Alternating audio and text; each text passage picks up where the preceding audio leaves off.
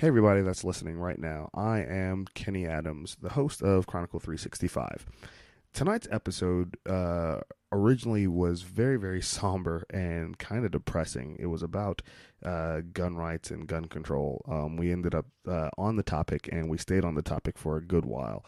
That was It was boring. It was depressing, kind of sad. And then when we ended the main podcast, we decided to just continue talking for a good half hour, and it went to our normal our normal type of conversation. So what I've done is I've taken the regular feed and I've removed all the talk about gun control and everything that happened today with President Obama's speech, and I got rid of all that, and I've uploaded the after show, if you will, which if you listen to the podcast typically, which you can find on the iTunes Music Store, we do have after show that happens after the main broadcast that is on YouTube. So I encourage you guys to subscribe on the iTunes Music Store to pick up the extras that you get for the episodes. It's absolutely free. It doesn't cost you guys a dime to subscribe. Would love to have you guys subscribe on the iTunes Music Store. Plus, subscribe on YouTube. If you're listening to this and you're watching the podcast, please click that little, you see the little subscribe button at the very top? Click it. Yeah, I'll wait. Yeah, go ahead and click it right now. And enjoy the shows, interact with us, comment on it, click the little thumbs up thing, not the thumbs down, but the thumbs up on there, and we will continue to try to bring the funny and bring, good content to you guys. And if you ever do want to be on the show, it's open to anybody to come circle up with us on the Google Hangout on air. All you have to do is look for us, shoot me an email at oddzuki@gmail.com. That's ODDZUKI@gmail.com. Or circle up with the Chronicle 365 TV account on Google+. Shoot us a friend request or what have you, and we will send you an invite anytime the show is about to broadcast. Most of the time, it's at 10 p.m. Eastern Standard Time. Every single night, we're going to do this until the year's end and beyond. Things are going good with the show. Please subscribe. We want to see those numbers go up. I am now going to convert you over to the show that wasn't, or at least should have been. Thanks for listening, guys. Okay, the main one's done. I have to just change the subject for just 2 seconds. I mean, if you guys want to go back to the guns, that's fine. But I'm looking. My feed comes through. We could talk about poker. Did you end up boring yourself, Eric? No. It's just like it is an incredibly complex topic. And it is. To be honest, trying to carry it in a monologue without notes in front of you is a bitch. Where's your teleprompter? No, just while we were discussing, something popped up in my feed, and I feel bad for kind of snickering with it, but it says, so I'm not going to name any names, but it says, "I've done it. I have received my diploma for getting my GED and a scholarship for $600 to put towards my next class." Thing is, he spelled diploma and scholarship wrong. Wow. And I'm like, so close. Is he educated? I guess. I mean, he's in Flagler, so, I mean, but still, it's just like, you almost had it, man. You almost had it. And I'm proud of him. I'm happy for him. Best and brightest. Right? But it's like, you almost did it. You came this close. But again, I'm kind of done with, I've just been going through hiding people left and right today, just based on, because the stuff you were saying, Eric, very, very poignant, and you're right. When it comes to the whole gun thing, it is, and same with you, Jimmy. I mean, it's so complex. There's so many different angles that you can take this with. That is way more than just saying, all right, I want my gun, you can't take it, that settles it. It's not black and white like that.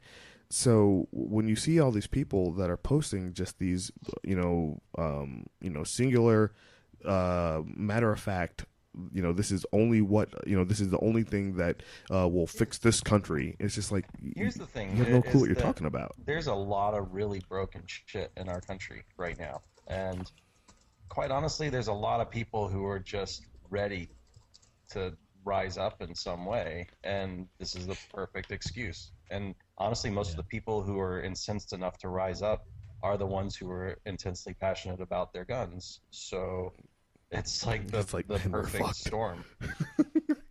Now, did you guys hear that Glenn Beck is saying that he wants to create his own like mini colony? That's In Texas? I think Yeah, is it the one in Texas? I think so. I saw this yesterday, and I mean he's batshit insane anyway. No, we all know that. But I mean he's I want to see what the name, because I think he called it like Freedom Colony or Beckland. Beckville. But you know he. The sad part is there's tons of people that would be like, hey, I'm in. I mean, you know, that would want to strongly be a part of this. And I mean, he's talking about, you know, like putting up walls, and you know, you have trading things, and then he says he's going to have, and this is what scares me, he's going to have reprogramming camps for people that have kids that go off to college. When they come back from school, we'll have, you know, facilities to reprogram them to get them out of that liberal way of thinking. And it's just like, it's like, you know who else wanted to reprogram people's minds? I mean, No, like, but you can't say that. Only liberals use that. Or only liberals turn into that, though. I just, No, you can't use that. That's Glenn Beck's. It's his. well, You can only use that. I mean, honestly, Jimmy, I think you were the one that was hitting the nail on the head. Like the whole culture of fear that we've created is the problem. Well, I mean, I have that article, just not to interrupt. yeah, post it. Fortress. Yeah, throw it. Oh wait, Fortress. It's like Whatever. Yes. I just call it that. His bunker. and actually, I'm reading a book right now With called gold hidden in the walls. The Nine Nations of America, or the American Nations is what it's called. But it actually goes through and like shows cultural differences between areas, and like how people come up with decision making. Where did these different areas come up from existence? So it's like, how is the whole society based? And the argument is basically that we live in a country that should actually be technically like 11 different nation states. Anyway, It should be the Hunger Games. We're like shoved together, pretty much. And we'll probably never really fit together like we should. we're so diverse as a country. I mean, when you look at a lot of you know, I mean, save for like Europe and, you know, some of the other more metropolitan type of societies, but when you look at, you know, some of the I mean, even Australia, and you look at a lot of the different countries in Africa, you know, they can all have a little bit of a bit of a synergy and singular way of thinking when it comes to how things, you know, should be. And, you know, for the most part, you know, within their own little communities, they get along. But here in the States, it's like we're constantly, I mean, and now, especially with the last election, you see, you know, it's just about 50-50 to where you have, you know, one side that's, you know. Always 50-50 because it's actually just, I mean, I don't know. I hate really going into it. It's the whole fucking two-party system. That's the Exactly. demise of our country once it got established. I mean, Yeah. But we need the revolution from. I just never got that. You know, Ron Paul? Yeah, Ron Paul's revolution. I was like, that doesn't make any sense, y'all. Come on. But, you know, again, at least it got other people thinking. You know, it got people thinking, kind of started breaking away from that two-party system. Well, I just, you know, from my standpoint, I don't think that, like we were saying, our shotguns do nothing against the weapons that they have on the military side. We can't win that battle, but having our digital rights continually stripped away and the amount of monitoring that goes on there, that's what bothers me. Me To too. me, that's man. the line that we have to fight to maintain. And it's a matter of maintaining the seat at the table. And that's what sort of pisses me off about these people. These people. I always hate using that. Is like, what do you mean by Is that- these people? Is that, you know, the people who are like, well, if he signs this order, we're going to have a civil war. or we'll just go create our own little fortress. Well, you've taken your seat away from the table. You've decided not to sit down and talk to us. So it's like, how are we able to come to any type of compromise or agreement when you're just going to walk away? Right. And it's like, I think it's a bitch move. It's it really is, but in the same right, just a lot of the stuff I sometimes don't want to think about. I don't want to think about the stuff.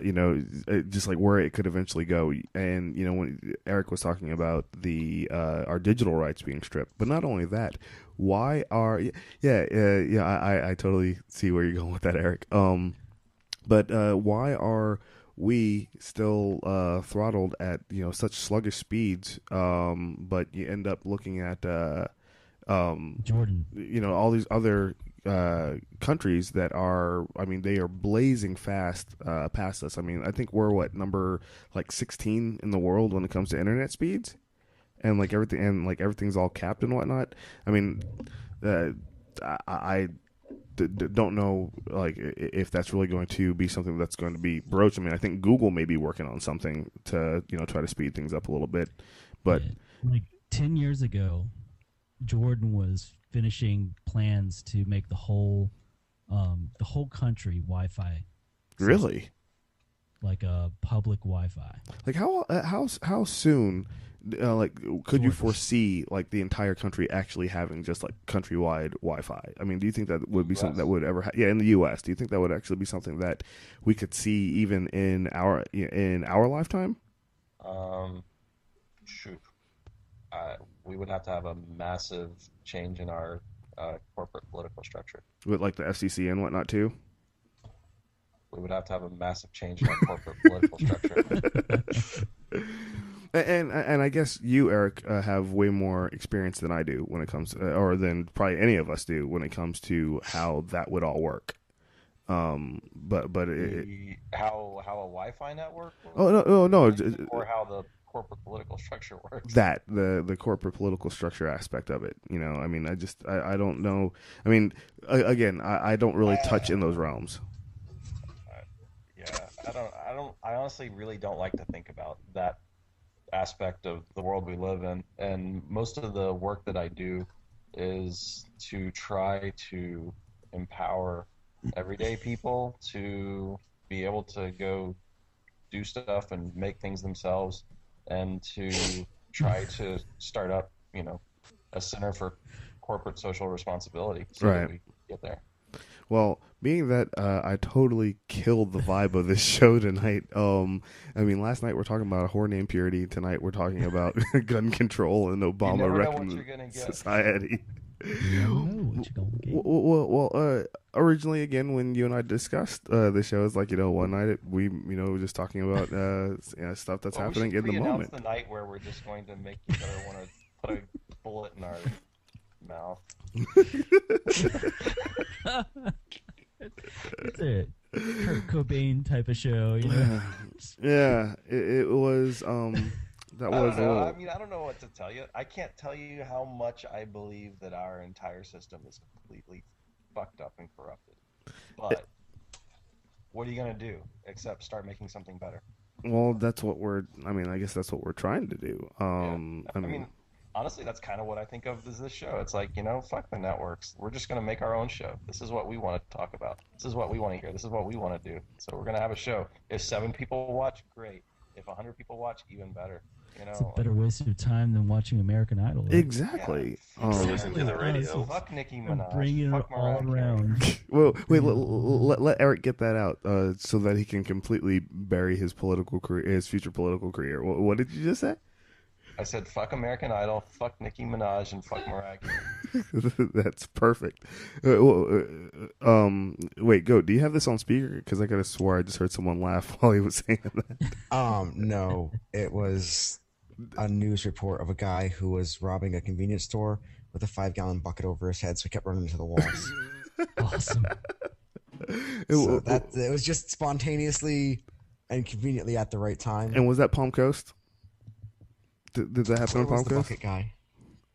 I don't know. Palm Coast Bucket. No, I'm sure if you guys are watching the stuff that I've been posting on Twitter, I know Jimmy's on, I know Eric's on. I don't know. Goat, you have a Twitter account, but you don't really use it. I never use that. And Leo, do you even have a Twitter account? You don't want to text message publicly? I do not have a Twitter account. Sorry. Really, what did I say? The things I like that happen to me during the day, I cannot share publicly. Especially because, like, an anonymous Twitter account. And you I get probably do need massive one of those. following. Like, an anonymous Twitter account would be okay, It'll be awesome. but it's under my name right now. And then students or parents could find it, and then they're like, hey, he's talking about my kid. And then I get all pissed off, and then I get in trouble. I've been tweeting to a bunch of people that I watch or listen to, or will watch their movies or TV shows or whatever. I've been tweeting to a bunch of people, just trying to get them to. It's a good damn thing that they didn't show up on this show tonight. Jesus, They're watching. pop on like, yeah. So what's this? No, wait, bye guys, and These people are fucking depressing. right. You need to go ahead, like the when you put the, well, I don't. If you can change the thumbnail, just go ahead and put a warning that says this show is depressing. I'm actually going. I can go in and edit the name of it. I'm just going to call this one the Depressing Show, the Depressing episode. Feel free to skip. Or just call it gun control. Gun control and a box of tarantulas. I mean, just stuff that people don't want to touch. Oops. Yeah, oops. I accidentally poured bleach down the drain. Sorry, guys. No, yeah, that was my bad. Completely and totally my fault for the topic. I promise tomorrow will be more fart jokes and strippers. And midgets. And midgets. Yeah, we need to talk about the Matrix. That's my point. Yeah, if we had talked about the Matrix, this would have never happened. Yeah. Well, then the gun conversation would have been much more pleasant. Yes. And speaking of the Matrix, because I can always tie things together. It's like 6 degrees of Kevin Bacon for me. I happened into like the weird part of YouTube today, and they had a What's the weird part of YouTube? Yeah. Anytime Place you never want to visit. something when just obscure stuff gets up, it's like why do people have this on YouTube? And it has bearing no relation to the suggestions of the video you're watching. Yeah, exactly. There's you guys remember? I don't think Leo or Goat will remember this, but Eric, you probably will. You remember that old show, Spencer for You saying Hire? I'm old? Yes. The show Spencer for Hire. Yes, I remember. Yeah. I've heard of that. Okay. Yeah. Well, actually, yeah, Leo, because you are all into the retro thing. Well, I never watched it. I just You heard of don't it. call him old. You just call him retro. there's an episode where what's his name? He played Cisco on Deep Space Nine. On Spencer, he played a character named Hawk. And he was, he was another private eye, and he hopped in the car. He was always the one that was intimidating. He always had everyone loved when he was on screen because he had like all the best lines. Well, he hops into this car. He runs a car off the road, hops in, and he's talking to this African politician. And it was none other than Morpheus himself, Lawrence Fishburne, back in like the early 80s. And he was doing like the worst African accent you can imagine. What was that? Yeah, I lost you for a minute. Oh, I was just saying, Fishburne was too. doing, he was doing the worst African accent you can ever imagine. Now, did you know that Morpheus is from Augusta? Yes, and he never claims he is. I mean, I never knew that until today, and I didn't know that Hulk Hogan's from Augusta either. yes, good old Jimmy's like, wait, what? No, You it's kind of looking up broke names. even there. So Avery Brooks. Well, I'm okay with Hulk, but not Hollywood. You have, let's see, you got Hulk Hogan, Amy Grant. I wish Hacksaw Jim Duggan was from here. Dude, that would be freaking Lawrence sweet. Fishburne. Could you imagine, like, having a festival at the Commons and Hacksaw comes out with his 2x4? Wasn't he? Didn't he used to call people tough guy all the time? Tough guy. I Man, have no freaking clue. dude, when there was a time for maybe about 3 or 4 years, and it was right around when like Ultimate Warrior came out, and Hulk Hogan was big, and you had like Bret the Hitman Hart and Brutus Beefcake, all like at like the height of the late 80s, early 90s popularity of WWF. I was like, I mean, that's all I was into. I mean, I loved freaking WWF. And Hacksaw Jim Duggan, that was another time. And they also had, what was it? I think his name was Greg the Animal Steel, and his thing, which, you know, they always have to have. Isn't it the python? They had the big python. Yeah, no. Jake That was the Jake the Snake. Jake the Snake. Oh, Who Jake the Dude, Snake. I was watching a thing on Jake the Snake, and he was doing this whole interview about how he had gotten so addicted to banging so many girls at the same time with all sorts of different toys and shit that he couldn't get it up for anybody anymore.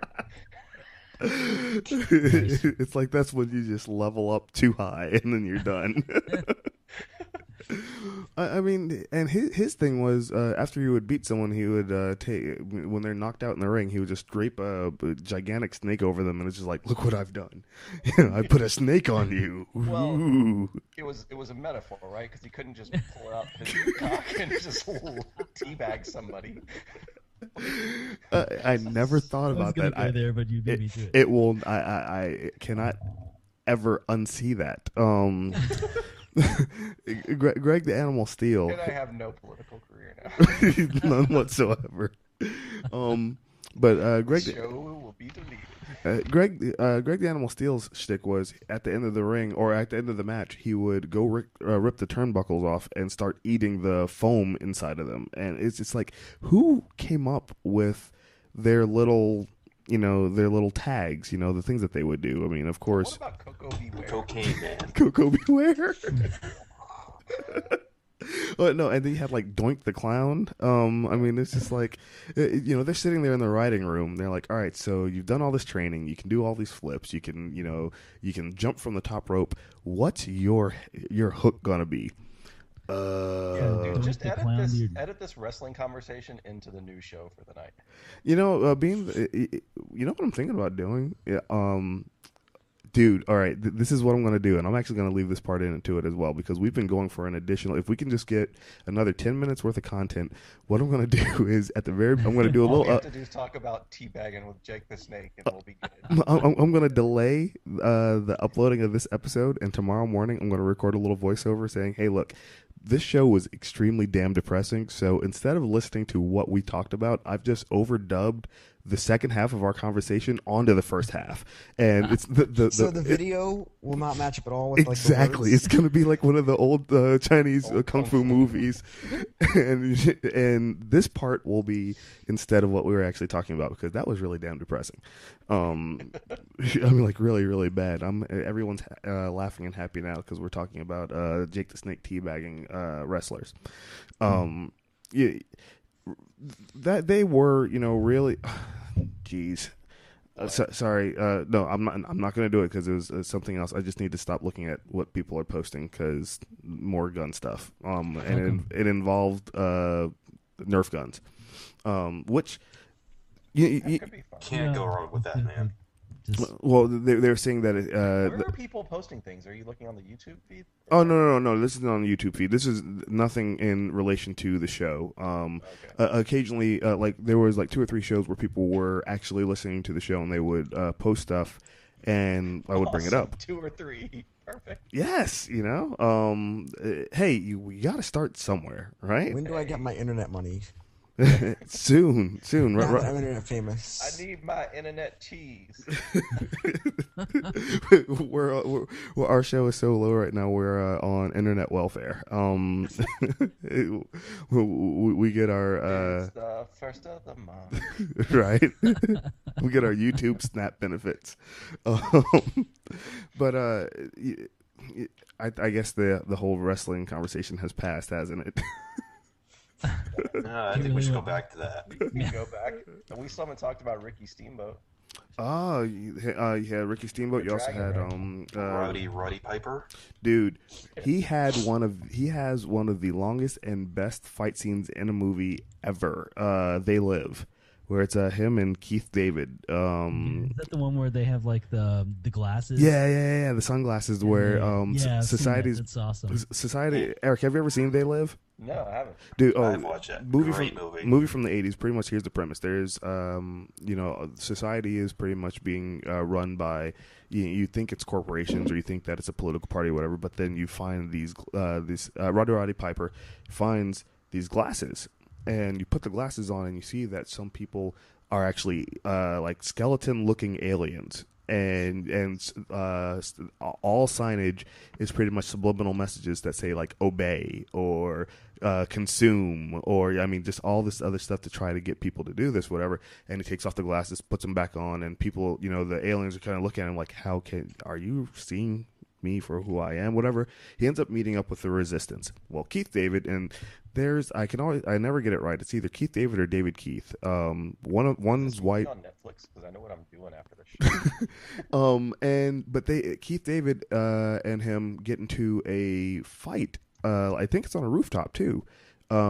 He's pretty much like initiating him or into the Resistance or whatever. Anyway, the fight's like 10 minutes long of them just punching the absolute piss out of each other.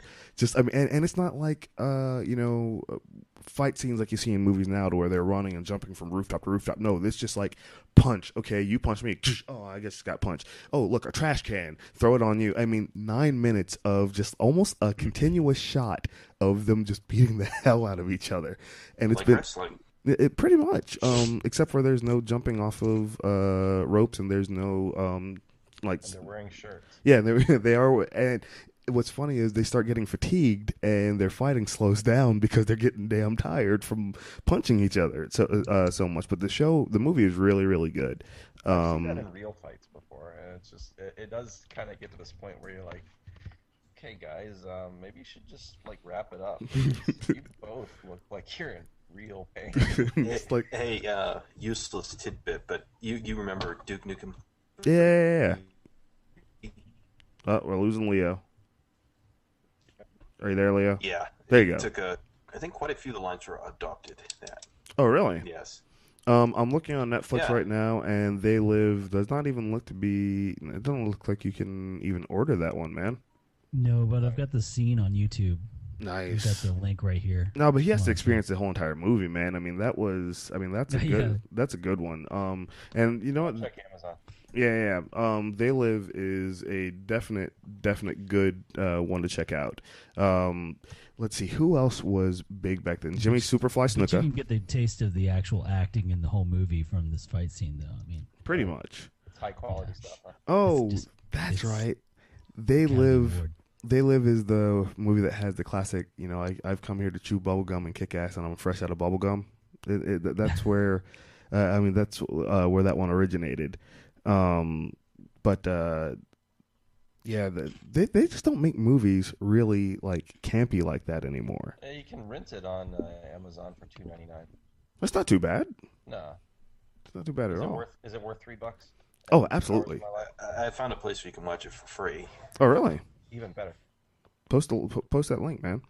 For those that are actually listening to another good performance by a wrestler in a movie, I'm always going to go to it, is Andre the Giant and the Princess Bride. Yes. Oh yeah. Yes. I don't know if he was brilliant or if they just figured the perfect way to cast him. I think it was probably a good mix of both. Because you have to, if you are a big name in professional wrestling, you do have to have some form of theatrics. You have to have some type of charisma to be able to get the crowd to like you. I mean, granted, a lot of the crowd, and yes, I am completely and totally generalizing, but a lot of the crowd is the America, crowd that adopts mullets. Yeah, I mean, well, are you calling them gun rights protectors? Why did you have to bring it back there, man? Now you really will never have a political career. You have to have some type of theatrics to you. You have to have some type of charisma. I mean, you look at The Rock, and I mean that dude. He started off his career as a good guy, didn't really take off, went out as the bad guy, and He has a whole career of doing this. yeah, I mean, he's like, I mean, it's like, how did you make your millions? Lifting my eyebrow, you know, and calling people candy ass. And but busting out my knee in college. right, but but the thing is, he Best has thing that ever happened to him, right? absolutely. I mean, and the dude is extremely. I mean, he's extremely popular, and he's not going anywhere anytime soon. And what's funny is he can pretty much write his own ticket right now, whether it's in Hollywood, whether it's on wrestling. I mean, they keep on bringing him back for like little specials, and they sell out every single time. They're like, "Oh wait, The Rock's coming," and then everyone's like, "Well, I got to go see it," you know. Yeah. Well, he's in G.I. Joe, but he's like in something else that's coming up soon. And they like show the trailer for it, and I was like, "Holy crap! He's like, even gotten more buff." That's even possible. Yeah, it's a like a dark comedy, bodybuilding, movie where it's him, Mark Oh, Wahlberg, that's right. Yeah. who Mark Wahlberg is freaking cut, dude. I mean, he's like huge, and you know they bulked up for the movie. Yeah, Marky Mark. Yeah, I mean, Marky Mark. and you know they went in, and I don't understand how a lot of these actors will go and just destroy their bodies for their role. I mean, the biggest one that comes to my mind is Christian Bale. I mean, that dude. Oh, yeah. I'm The surprised. mechanic. I'm surprised his internal organs have not shut down yet. I mean, you watch that. No, The Machinist. He does The Machinist where he gets down like freaking rail thin. Then he bulks up for Batman Begins. And then he shrunk down for like another movie he did. I think it was Fighter. And then I mean he just keeps on going. He yo-yos worse than Oprah does. I mean he's just freaking just. I mean, and the thing is, he's one of those guys that can get super cut. I mean, like bodybuilder size, but then you see him, you know, waste away to nothing, and it's like, at one point his heart is going to give out, almost like because I think that's what happened with Michael Clark Duncan, the big dude from the Green Mile. He was also in Armageddon. You know the one. He had a really really deep voice. Big black dude. Yeah, he was in The Island, I think. Yeah, he was in The Island as well. Player. And he was also in Daredevil as Kingpin, which was a terrible choice for Kingpin. Michael Duncan Clark. Michael Clark Duncan. Yeah, he was. He played Bear in Armageddon.